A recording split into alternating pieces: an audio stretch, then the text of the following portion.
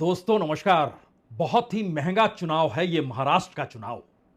कल्पना कर सकते हैं कि हर सीट की कीमत 1,000 करोड़ रुपए से ज्यादा की होगी। क्या वाकई ये कल्पना की जा सकती है कि इस बार जितने भी उम्मीदवार मैदान में हैं सभी ये मानकर चल रहे हैं कि यह चुनाव या तो उनके लिए आने वाले वक्त में एक नया रास्ता खोल देगा या फिर यह चुनाव उनके अस्तित्व की लड़ाई का सवाल है और ये आखिरी चुनाव साबित ना हो जाए। महाराष्ट्र की राजनीति बरसों बरस से चलती चली आ रही है। सही मायने में कहें तो 1950 के बाद से ही महाराष्ट्र की राजनीति में जो भी अलग अलग राजनीतिक दल राष्ट्रीय दल को छोड़कर निकल कर आए उसमें शिवसेना ही एकमात्र पार्टी रही जो बनी और चलती चली गई और फिर राष्ट्रीय राजनीतिक दलों के साथ उनका गठबंधन भी हुआ। लेकिन पहली बार सवाल उस शिवसेना का भी है, कौन सी है असली शिवसेना, कौन है असली शिवसैनिक, कौन है जो हिंदुत्व के आश्रय वोट मांगेगा और कौन है शिवसैनिक जो इस दौर में सेकुलर हो चला है। जी नहीं, बात सिर्फ इतनी सी नहीं है। दरअसल महाराष्ट्र के चुनाव में जितना पैसा लगता है और खास तौर से मुंबई शहर हो, मुंबई के सब अर्न का इलाका हो, यानी मुंबई से सटे हुए सबर्न के इलाके जो जाने जाते हैं जहां पर अलग अलग हिस्सों से लोग आते हैं और बसते हैं, जमीन का एक एक टुकड़ा क्या कीमत में लगाया जा सकता है सिर्फ आप सोच सकते हैं।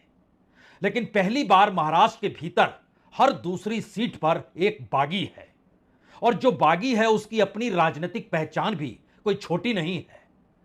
राजनीतिक तौर पर उसने बड़ी मशक्कत की या राजनीतिक तौर पर उसके परिवार ने बड़ी राजनीतिक जमीन बनाई, लेकिन इस चुनाव में ऐसा क्या हो गया कि हर दूसरी सीट पर बागी है। वो बागी कांग्रेस का हो सकता है, वो बीजेपी का हो सकता है, वो एनसीपी के भीतर दोनों गुटों का हो सकता है, शिवसेना के भीतर दोनों गुटों का हो सकता है। दरअसल जैसे ही आप चुनाव के मैदान में आते हैं आपके पीछे एक पूरी की पूरी फौज खड़ी हो जाती है जो आप पर पैसा लगाती है। यह नेताओं की नगरी है, यह कहें सही मायने में लूट और वसूली का दौर है। असल में राजनीति का मतलब दरअसल हर काम में एक ऐसे लाइसेंस को पा जाना है जिसके बाद जो भी पैसा कमाना चाहता है उसके लिए रास्ता अनुकूल और सुविधाजनक वो नेता कर सकता है। यह कॉरपोरेटर से लेकर विधायक और सांसद तक की परिस्थिति महाराष्ट्र के भीतर है।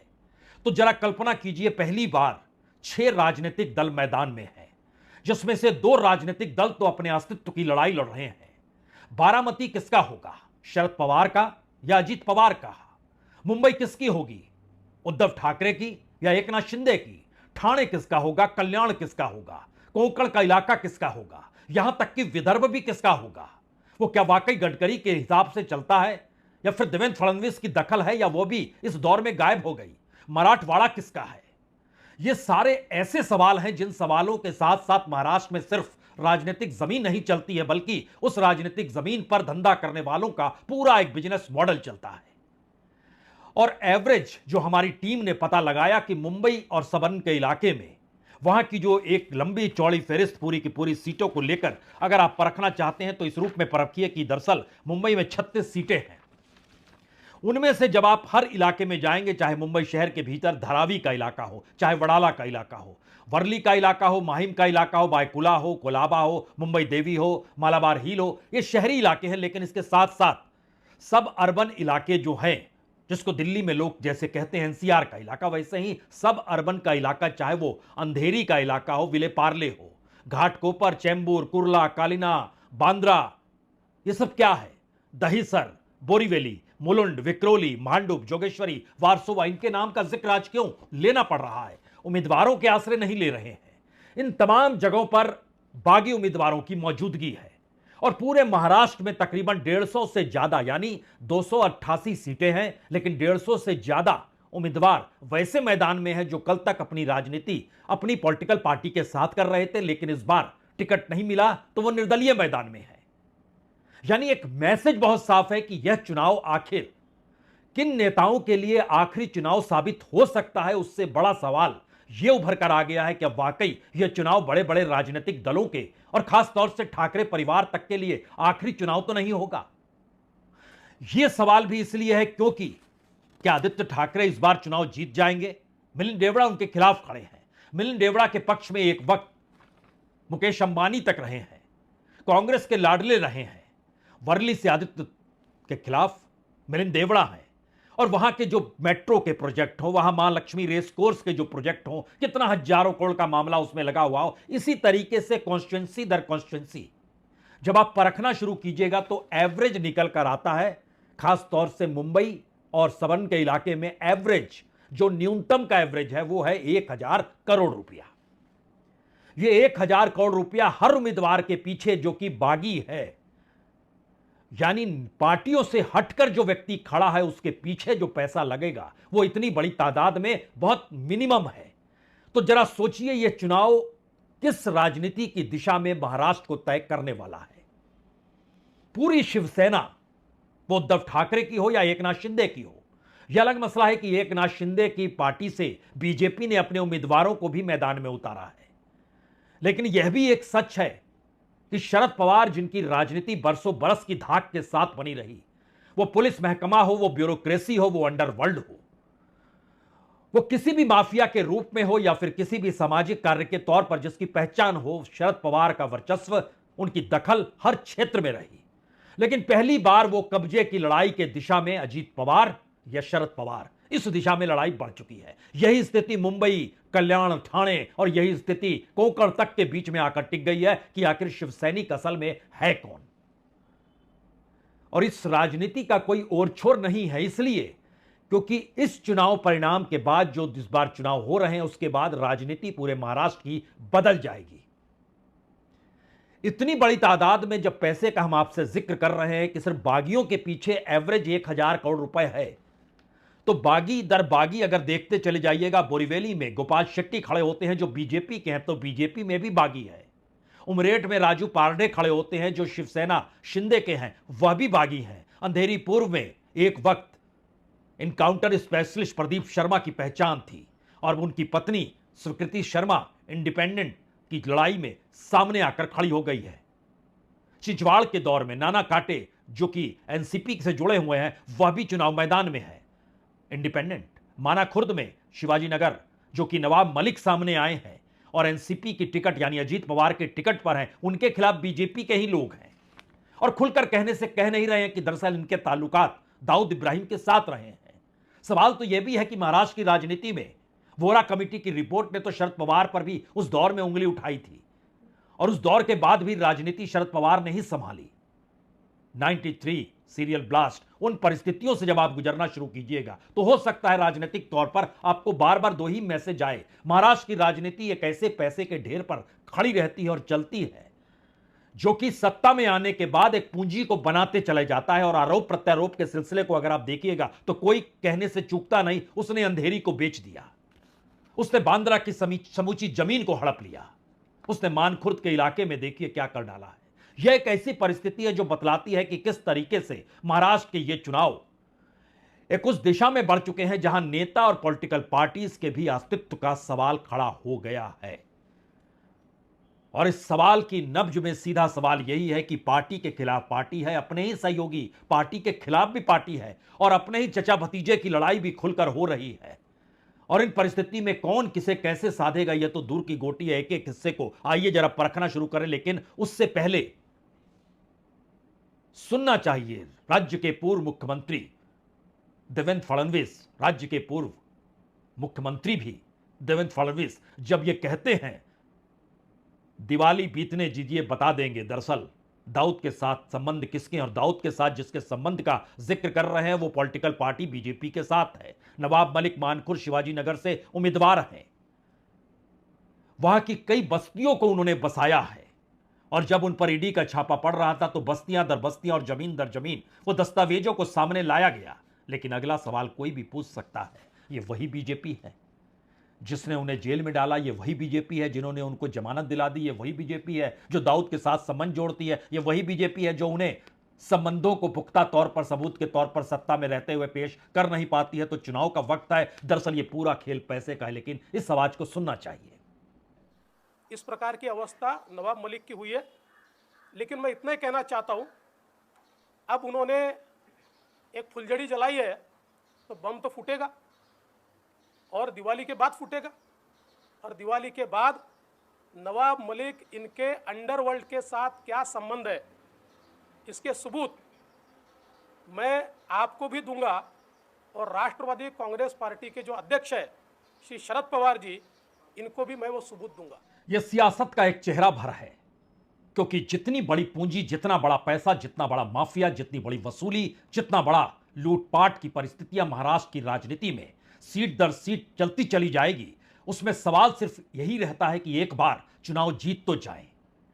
नागपुर से लगा हुआ है काटोल का इलाका, और काटोल में एक वक्त अनिल देशमुख जीते थे। अनिल देशमुख एनसीपी के एक वक्त गृह राज्य मंत्री वहां पर थे, गृह मंत्री के तौर पर महाराष्ट्र के, लेकिन उन्हें जेल में डाला गया। ईडी ने उनके खिलाफ केस चलाया, क्योंकि जो चाहते थे सत्ताधारी या बीजेपी जो चाहती थी वो उन्होंने नहीं किया, जो बाद में निकलकर उन्होंने बताया। उसी काटोल सीट पर वो चूंकि एमएलए हैं, शरद पवार के साथ चले गए, तो यहां अजीत पवार ने अपना दावा ठोक दिया। नरेश अरसड़े उनको टिकट दे दिया। बीजेपी ने कहा जी नहीं, नागपुर से सटे काटोल की अहमियत हम समझते हैं, तो उन्होंने चरण सिंह ठाकुर को टिकट दे दिया। दोनों आमने सामने खड़े हैं।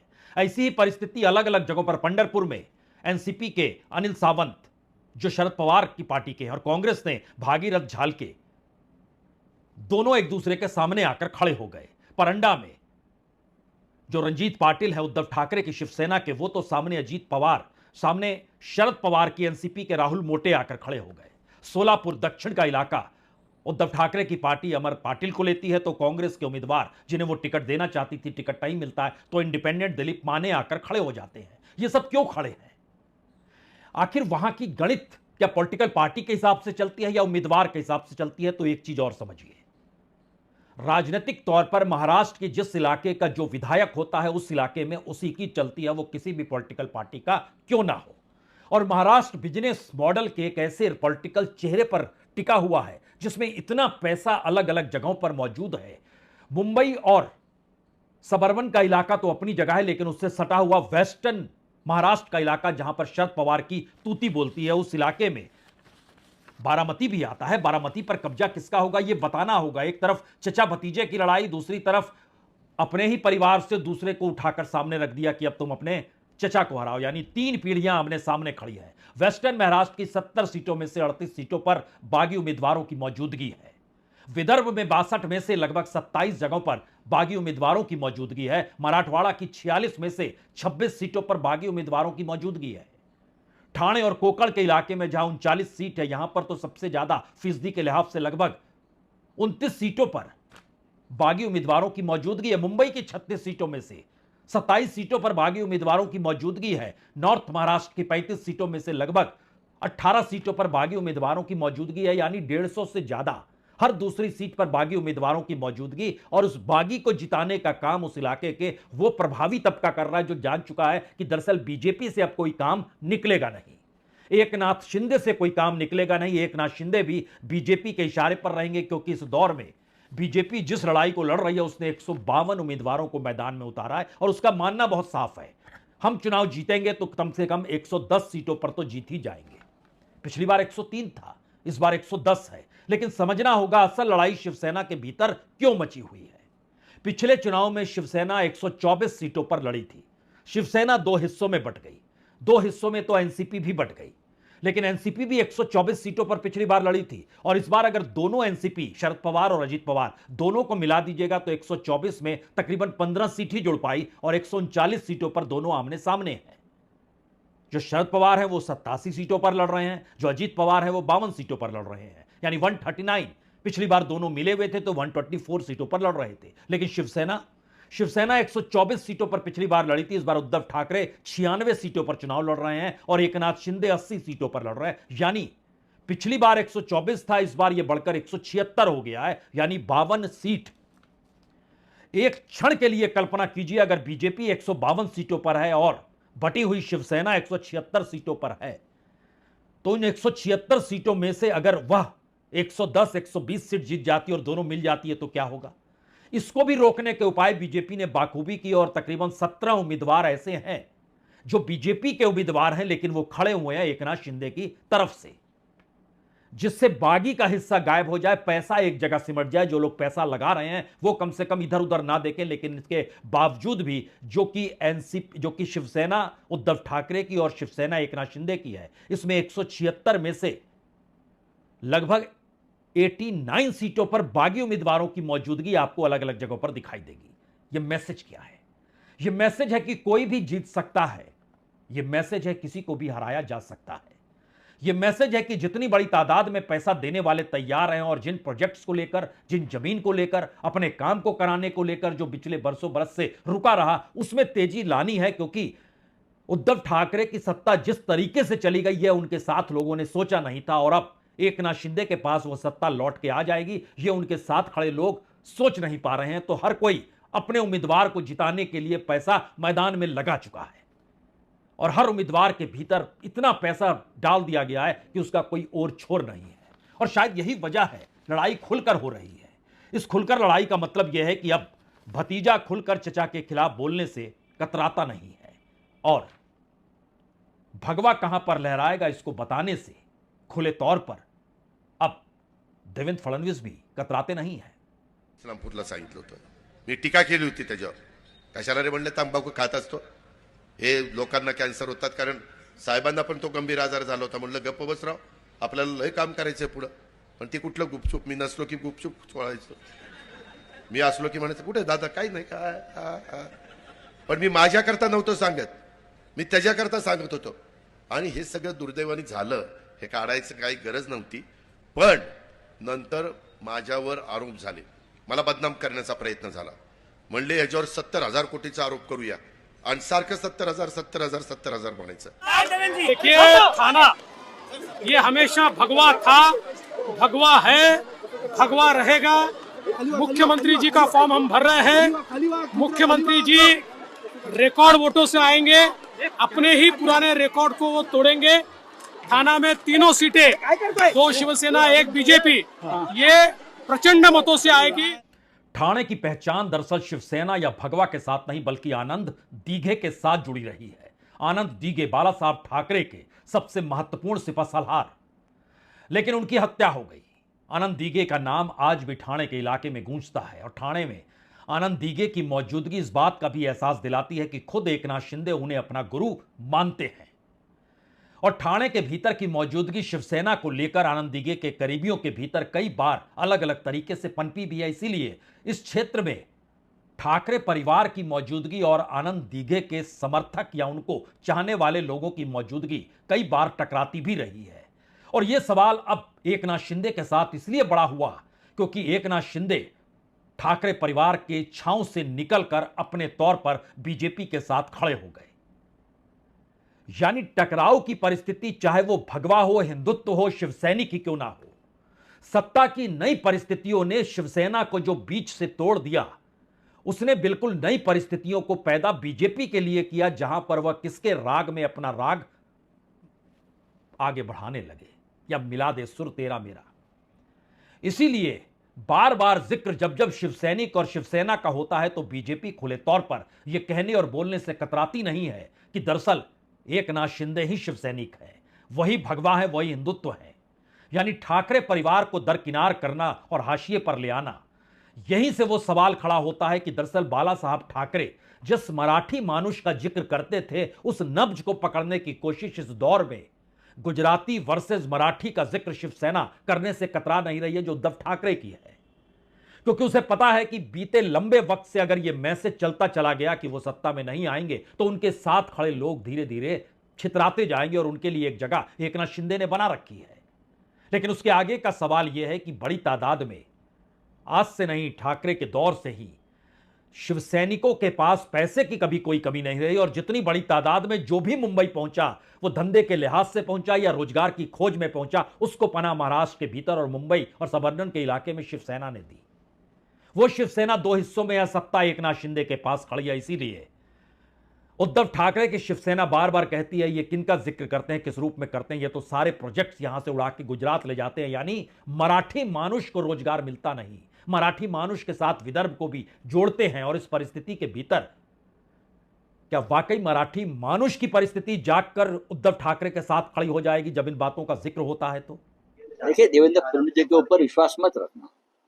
टाटा एयरबस के बारे में बोलिए, 40,000 करोड़ का जो इन्वेस्टमेंट नागपुर में होने वाला था, उनका ही नागपुर है ना विदर्भ में, और 10,000 लोगों को रोजगार मिलने वाला थे वहां पे। वो पूरा का पूरा प्रोजेक्ट नरेंद्र मोदी और अमित शाह उठाकर गुजरात में लेकर जाते हैं। उसका कल उद्घाटन हो गया। देवेंद्र जी, आप उसके ऊपर बात कीजिए, उसके ऊपर बात कीजिए। शरद पवार जी के जमाने में क्या हो गया, हमारे जमाने में क्या हो गया, मैं तो आज की बात कर रहा हूं। असल में महाराष्ट्र के इस चुनाव का मैसेज कमोवेश हर राजनीतिक दल और हर नेता के लिए बहुत साफ है, और खासतौर से उन नेताओं के लिए जिन नेताओं ने बरसों बरस की राजनीति की है। यानी जो भी पारंपरिक नेता आपके जहन में, चाहे वो शिवसेना का हो, चाहे एनसीपी का हो, या कांग्रेस का ही क्यों ना हो, हर किसी को पता है कि यह चुनाव हारने के बाद उनका आखिरी चुनाव साबित हो सकता है। आखिरी चुनाव का मतलब यह है कि राजनीति अब इस बात की इजाजत देती नहीं है कि चुनाव हारने के बाद आप धंधा कर सके, आप वसूली कर सके, आप लूट में शामिल हो सके, आप प्रोजेक्ट इधर से उधर दिला सके। यह संभव नहीं है, क्योंकि एकनाथ शिंदे के दौर की राजनीति ने मैसेज कम से कम पूरे महाराष्ट्र को दिया, रिमोट दिल्ली के हाथ में है। और दिल्ली का मतलब प्रधानमंत्री मोदी और अमित शाह की मौजूदगी उस राजनीति को साधने की है, जहां वो महाराष्ट्र को ना तो मराठी मानुष की तर्ज पर देखेगी और ना ही महाराष्ट्र को गुजराती वर्सेस महाराष्ट्र की तर्ज पर देखना चाहती है। वह तो जानती है कि दरअसल कॉरपोरेट और पैसे की एक ऐसी जगह है जहां पर अभी आने वाले वक्त में बहुत पैसा लगना है, बहुत पैसा निकलना है। ऐसी राजनीति के मुहाने पर अगर वो तमाम नेता खड़े हों, वो अनिल देशमुख हो सकते हैं, वो अजीत पवार हो सकते हैं, वो शरद पवार हो सकते हैं, वो उद्धव ठाकरे हो सकते हैं, वो आदित्य ठाकरे हो सकते हैं, वो मिलिंद देवड़ा भी हो सकते हैं, वो छगन भुजबल हो सकते हैं, वो नवाब मलिक भी हो सकते हैं। छगन भुजबल के भतीजे भी तो इंडिपेंडेंट चुनाव लड़ रहे हैं नंदगांव से, समीर भुजबल। यानी वर्चस्व की इस लड़ाई में हर किसी को अपनी राजनीतिक जमीन न सिर्फ बचानी है, बल्कि चुनाव जीतने के बाद उस मुख्यधारा की बिजनेस मॉडल की परिस्थिति में शामिल रहना है, जो कि आने वाले वक्त में उनके हाथ से निकल सकती है। यही वो वजह है जिसमें कमोवेश पूरे महाराष्ट्र के भीतर अलग अलग क्षेत्रों की सामाजिक आर्थिक परिस्थितियों के हिसाब से सीटों की बोली है। जहां जिस प्रोजेक्ट के आश्रय किसी का पैसा अटका है, और वो पैसा कम से कम हमने आपको 1000 करोड़ का आंकड़ा एक दिया है। महाराष्ट्र के भीतर मुंबई और पश्चिम महाराष्ट्र में कम से कम ऐसे सैकड़ों सीटें भी आती हैं, और सैकड़ों जिले के भीतर के समाये हुए वो पट्टे भी आते हैं, जो जिले हैं और उनके भीतर सैकड़ों अलग अलग पट्टे बिखरे पड़े हैं, जिनकी बोली लगेगी और बोली के आश्रय किस प्रोजेक्ट को किसको जगह मिलेगी। क्योंकि एक पूरा नेक्सस इस दौर में 2019 के बाद से 2024 के बीच में पहले उद्धव ठाकरे और उसके बाद एकनाथ शिंदे के आश्रय जो काम करते रहा, उसने एक झटके में एक दूसरे के खिलाफ की परिस्थितियां खड़ी कर दी। वो चाहे नौकरशाही हो, चाहे पुलिस हो, चाहे बिल्डर लॉबी हो, चाहे भूमि माफिया हो, चाहे धंधा करने वालों को अपने जगह खोजने की चाहत हो, चाहे गुजरात से आए हुए व्यापारियों की पूरी फौज मुंबई में जगह बनाने की दिशा में बढ़ क्यों ना रही हो। हर किसी को पता है कि अब 2024 के बाद, इस चुनाव के तुरंत बाद बीएमसी के चुनाव होंगे, और उसके आश्रय एक स्थिरता राजनीतिक तौर पर लाने की कोशिश की जाएगी, जिससे पॉलिटिकल उगाही के लिए रास्ता लगातार बना रहे।